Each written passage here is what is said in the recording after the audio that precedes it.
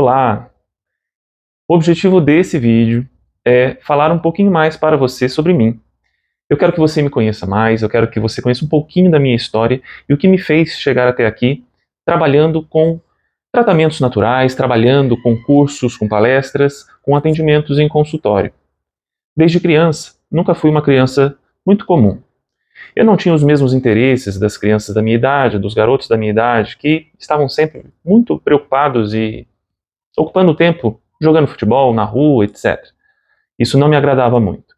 Eu gostava mesmo de cuidar de plantas.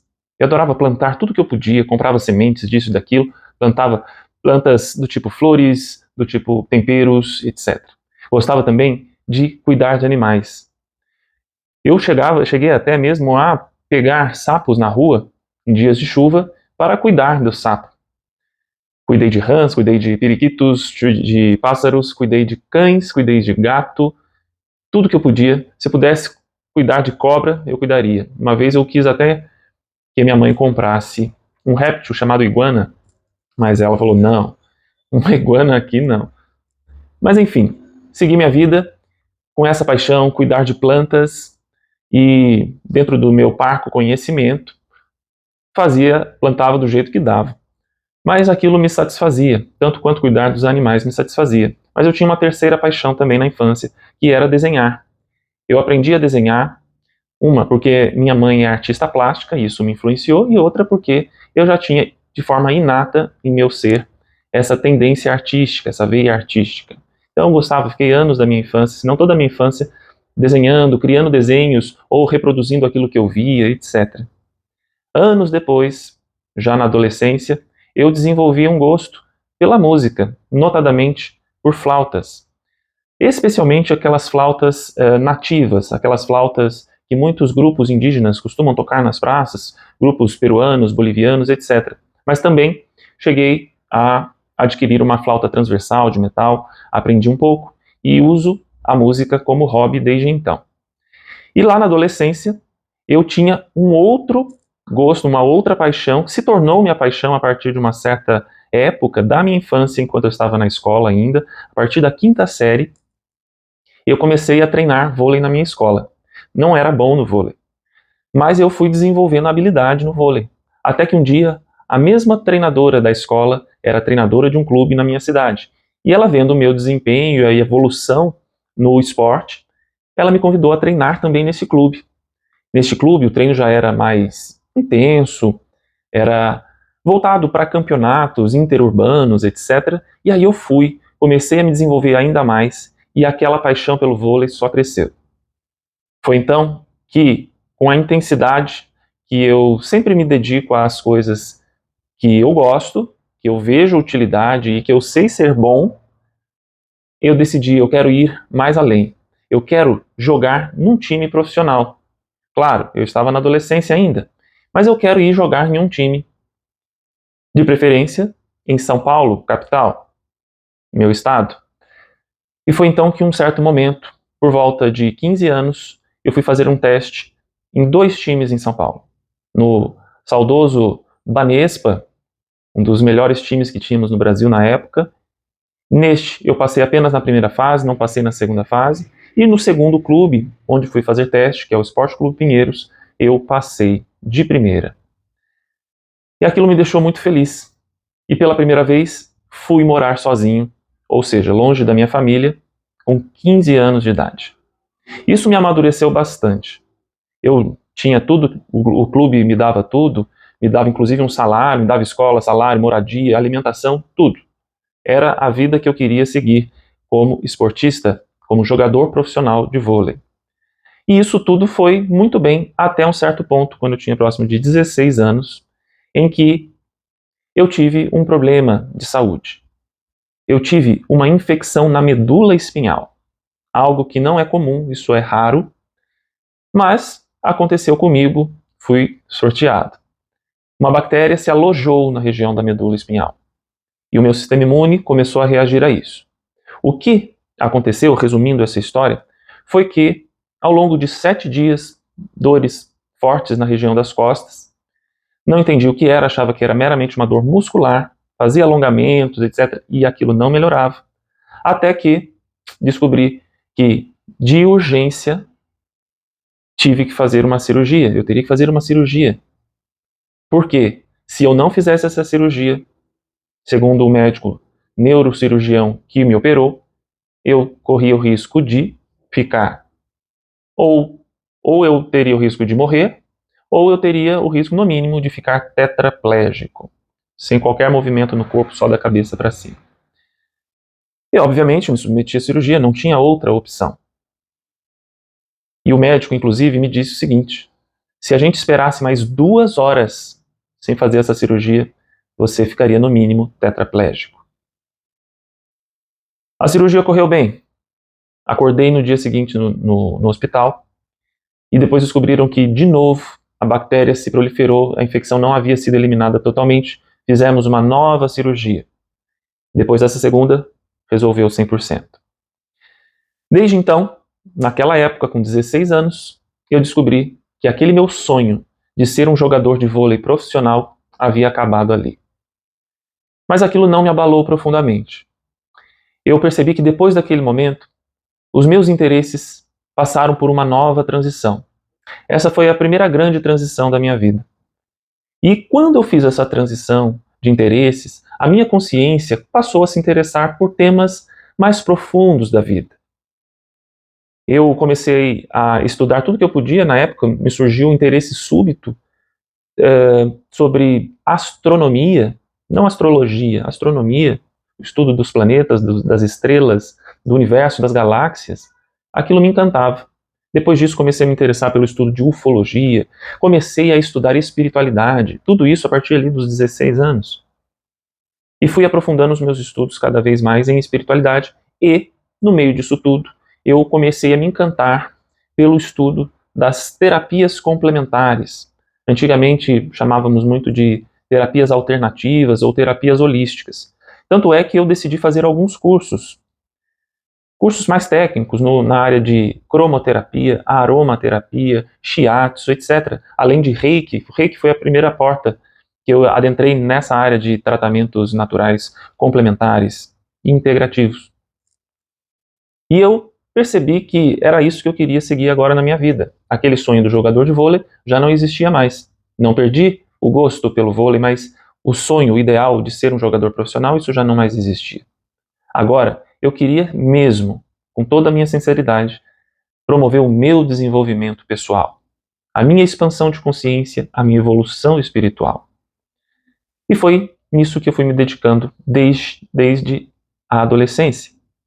Até por volta dos 18 anos, mais ou menos, que foi quando eu decidi, após o término do colegial, fazer o meu curso universitário. Eu cursei a naturologia, porque era a única coisa que contemplava os meus objetivos ou a minha visão de mundo em termos de saúde. Uma visão integrativa, uma visão de fato holística na acepção original do termo, posto que considera o ser humano por inteiro e todo o tratamento de saúde precisa levar em conta não só as necessidades do corpo, mas também as necessidades da mente, posto que não existe, na realidade, um corpo e uma mente em cada indivíduo. O que existe é um corpo-mente, ou seja, uma coisa funcionando só. Mente e corpo funcionando ao mesmo tempo, um impactando o outro. E isso é totalmente indissociável, não tem como você separar uma coisa da outra. Isso foi separado ao longo do tempo por uma questão que, desde a época de René Descartes, quando a ciência começou a se desvincular da religião ou de uma abordagem espiritualista da vida. Isso foi importante, mas a gente, hoje, está resgatando a conexão, não necessariamente entre ciência e religião, mas uma visão integrativa do ser humano, porque o ser humano é corpo, é mente, é espírito. E tem que ser visto e tratado dessa maneira. Em consultório, desde que me formei, lá na metade de 2008, esta vem sendo a minha abordagem, e é por isso que eu tenho resultados excelentes em todos os tratamentos. Em todos os tratamentos em que os pacientes se dedicam ao tratamento. Mas, em todos os casos, a gente tem essa abordagem com o paciente. E é isso que faz a diferença. E eu estou apresentando isso tudo para você que você conheça um pouco mais dessa área integrativa em saúde. é o jeito mais inteligente de você cuidar do seu bem-estar e da sua saúde física e mental e promover o seu desenvolvimento pessoal. A partir de um certo ponto, já estando na faculdade, ou melhor, ainda na faculdade, eu comecei a dar cursos. Por exemplo, daquelas terapias que eu aprendi inicialmente antes da faculdade. Reiki, por exemplo. Eu comecei a ensinar as pessoas e vi que aquilo me preenchia. Como diz, aquilo faz o meu coração cantar. Sempre fez. Ensinar, partilhar com as pessoas aquilo que eu aprendo. E desde então, há mais de 13 anos, é isso que eu venho fazendo. Há mais de 15 anos, eu diria, é o que eu venho fazendo. E continuarei fazendo, porque é uma forma de eu alcançar mais pessoas do que o atendimento individual em consultório, que também me satisfaz. Mas partilhar conhecimento me preenche muito mais. E o feedback dos meus alunos vem sendo sempre muito positivos, muito bacanas, o que me deixa muito satisfeito e muito mais motivado ainda a continuar dando a minha cota de contribuição para com o mundo, fazendo com paixão, fazendo com amor, esse tipo de coisa. Falar aqui com vocês, falar nos vídeos, falar na internet, no YouTube, no Instagram, Facebook, é uma das coisas que percebo que tem um impacto tremendo no mundo, principalmente nos momentos em que nós estamos vivendo, principalmente nesta área, nesta era da informação, na era da informática, da informação, da tecnologia computacional. Tudo isso vem contribuindo para a gente poder acelerar o mundo, as possibilidades estão aí. E nesse campo, eu encontrei também o espaço para ensinar pela própria internet. Eu sempre dei cursos presenciais. Hoje, eu estou adentrando o mundo digital, a área do ensino dentro do mundo digital. Este vídeo, por exemplo, é uma forma de fazer isso. As lives, as palestras online, tudo isso é uma forma de levar até você e às demais pessoas informações de relevância que podem fazer a diferença na saúde, no bem-estar e no desenvolvimento pessoal. E dentre os muitos cursos que eu venho dando, um curso vem sendo o meu curso, talvez o meu curso de preferência, devido ao quanto eu percebo que este conteúdo impacta a vida de uma pessoa em todos os níveis. É no fisiológico, no físico, é no mental, é no energético e é no espiritual. Eu estou me referindo aos cursos e à metodologia que eu desenvolvi para ensinar as pessoas a respirarem. Parece brincadeira, né? Porque todo mundo respira, isso é um fato inegável. Mas nem todo mundo sabe respirar bem. E eu decidi ensinar isso às pessoas. Mas eu decidi ensinar isso depois de muitos anos treinando isso em mim, aplicando métodos respiratórios que me promoveram um aumento da minha saúde, do meu bem-estar, do meu equilíbrio emocional e do meu desenvolvimento interior. Eu fui experimentando e antes de querer ensinar isso às pessoas, antes de construir a minha metodologia, eu constatei, ou seja, apliquei ali o espírito científico, o que eu aprendia com as tradições orientais, que é quem guarda já há milênios os conhecimentos nessa área do controle da respiração, da meditação, etc. Eu fui colhendo todos os resultados possíveis e ainda venho colhendo esses resultados e que me capacitaram a ensinar isso às demais pessoas. E hoje, eu já ministrei esse curso pelo menos 5 vezes. E eu quero continuar partilhando e sempre melhorando este conteúdo. E é isso que vou fazer daqui para frente, mais e mais aqui no mundo digital, para poder chegar não só às pessoas que chegam próximas a mim, mas também às pessoas que estão longe no Brasil ou mesmo em outros lugares do mundo. A respiração, ela por mais simplória que pareça ao primeiro olhar, ela é a parte mais importante das várias funções do nosso organismo. Eu posso dizer para vocês que de todas as nossas necessidades vitais, como alimentação, sono, hidratação, atividade física, etc., a respiração, ela está no topo da hierarquia. Porque você pode ficar vários dias sem comer, se for o caso. Você não morre. Você pode ficar alguns dias sem beber água. Você não morre. Você consegue ficar alguns poucos dias sem dormir, literalmente, 100%. Você não morre. Você pode ficar até anos sem fazer atividade física. Você não morre. É claro que você abusar em todas essas necessidades vai te trazer algum prejuízo. Mas em termos de manter a vida a curto prazo, tudo isso você consegue ficar alguns dias pelo menos sem fazer. Porém, A respiração você não pode ficar nem mesmo 3 minutos. Em 5 minutos você já tem morte cerebral. 5 meros minutos sem respirar, você já tem morte cerebral. Então daí você já conclui a importância fundamental e vital da respiração. Nós atravessamos um momento pandêmico, agora, recentemente, e nós vimos o quão valioso é respirar. Só quem passou por dificuldades respiratórias devido à infecção do vírus sabe o valor que tem cada uma respiração do nosso dia. O quão desesperador é você não respirar bem. Por isso mesmo, vale a pena cuidar da respiração o máximo possível, aprender métodos, técnicas que vão ao encontro de uma saúde física, mas também vão ao encontro de uma saúde emocional, porque é uma das 4 grandes funções da respiração. Por exemplo, a função fisiológica, manutenção da troca de gases, oxigênio, gás carbônico, por exemplo. A função psicológica, o equilíbrio emocional através da respiração. A função energética, que nós chamamos também de função prânica, fazendo referência ao conceito do prana, que é o nome como a tradição do yoga, a tradição hindu chama a energia vital, como os chineses chamam de chi também, como os tibetanos chamam de lung. A função prânica, ou a função energética da respiração, faz com que você, aproveitando a respiração, você consiga aproveitar o máximo possível dessa energia que te dá disposição, vigor, ânimo e também equilíbrio pessoal. Essa é a terceira. A quarta função da nossa respiração, da respiração bem conduzida, é a função espiritual. Você pode promover o seu desenvolvimento interior, o seu autodescobrimento através da respiração. Eu sei que pode parecer meio subjetivo o que eu estou falando aqui, mas eu apenas estou introduzindo o assunto para você. Eu quero que você desperte esse seu interesse em aprender aquilo que eu aprendi ao longo desses últimos 15 anos, pelo menos, da minha vida, aplicando técnicas de respiração, meditação, entre outras técnicas que promovem o meu desenvolvimento pessoal e que me permitiram chegar aqui, com inteligência, com saúde plena, equilíbrio emocional e podendo, dentro de mim, ter essa vontade de partilhar com os meus irmãos de humanidade, vamos dizer assim, aquilo tudo que me fez bem e eu tenho certeza que vai fazer bem para você, caso você acompanhe meu trabalho aqui nas redes sociais, no YouTube, Instagram, Facebook e todos os outros lugares em que eu estiver ali com a minha carinha falando um pouco sobre saúde e desenvolvimento pessoal. Eu não falo só sobre respiração, falo sobre a saúde de uma forma geral, com essa visão integrativa. Mas esta ferramenta da respiração não há nada igual. Vá acompanhando os meus vídeos aqui na internet.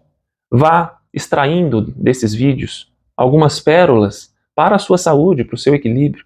Eu quero que você aprenda a respirar como eu aprendi a respirar. O que eu partilho nos meus vídeos é exatamente o resultado de tudo que eu não só aprendi no nível teórico, mas eu aprendi e experienciei e constatei na minha vida.